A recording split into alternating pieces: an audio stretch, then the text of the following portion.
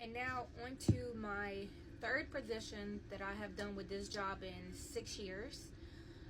This position is called Yeoman Storekeepers. Now, I became a permanent yeoman this past July, and I've been selling as such. Now, the difference between a yeoman and a storekeeper is barely. With the yeoman, you do the same thing. If the storekeepers, the ASKs, are really busy and we're trying to hustle to put all the stuff away, we will go down there and assist with putting the cargo up. But if it's a slower day, we allow the storekeepers and their captain hold, which is a yeoman, to just put the cargo away.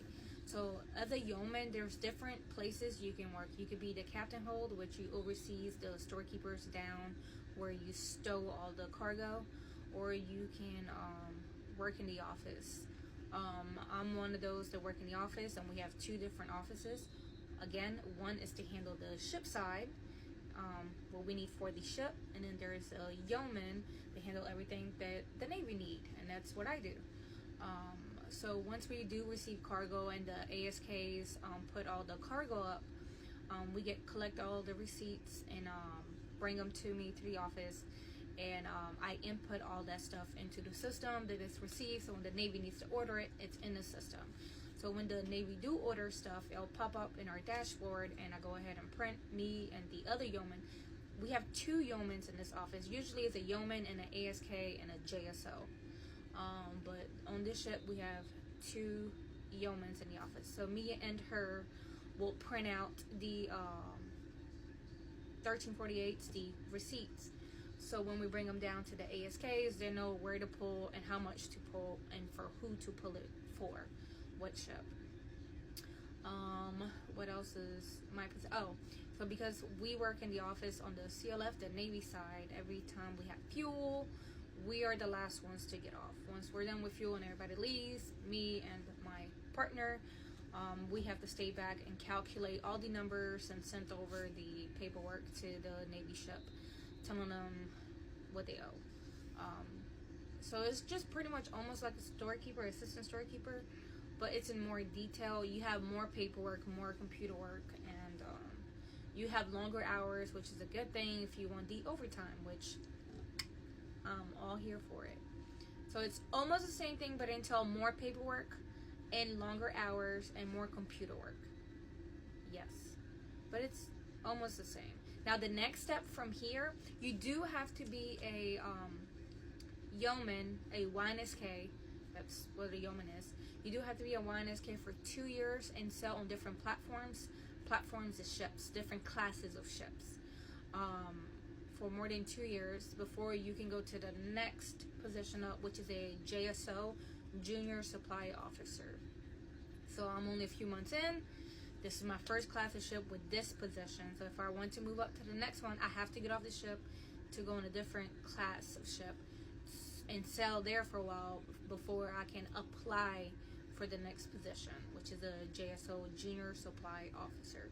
So yes, in 6 years, I've done 3 jobs. I moved up twice. So I came in entry level as an SU. 2 years in, I went for ASK and got it. And after that, I applied for this job. And again, you have to wait for the list. I made BQ again, best qualified, and I got my permanent letter. So now I'm selling as this position. I will say, let's say you made qualified or best qualified but haven't gotten your permanent letter. The ship can sell you as temp, meaning you can temporarily sell that position and you will get that position pay. So as long as you're on the ship selling that position as temp, you're going to get that pay.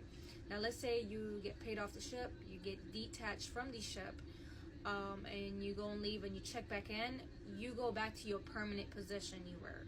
So if I was an ASK and I'm selling temp YNSK, when I check back in, I'm a permanent ASK. So they can send me out as an ASK because that's my permanent position. Or if they have spots available, you can ask, hey, do you have any YNSK position? And if they're short, they're going to sell you back out as a temp. Now, let's say you're on that ship as a temp and a permanent comes, they can bump you back down to your permanent position. So it has its pros and cons. At least you get to pay while you're there. I've never got bumped because I got my permanent letter as soon as I've made BQ. So I've made BQ and I've asked, hey, can I sell as that position temporarily? And I have. The first time I did that, I think I was in 2 weeks, and my permanent letter came in. So I took that spot permanently. No one can bump me down. So, yes. And that's as far as I know. Now, as far as other jobs and other positions, I don't work there, so I don't know what it all entails. But we do have supply department, deck department. There is the cooks, radio, engineers, and I think that's all of them. So yes, there's and then in this MSO, which is the dock, but there's only one person for that spot. There's the dock MSO, he counts. So 6 positions that I'm aware of, but I can only speak on the 3 positions that I have personally worked. All the other positions that you want information, you can go on the website, MSC, Military Sea Left Command, and you can get it from there, and the salary. So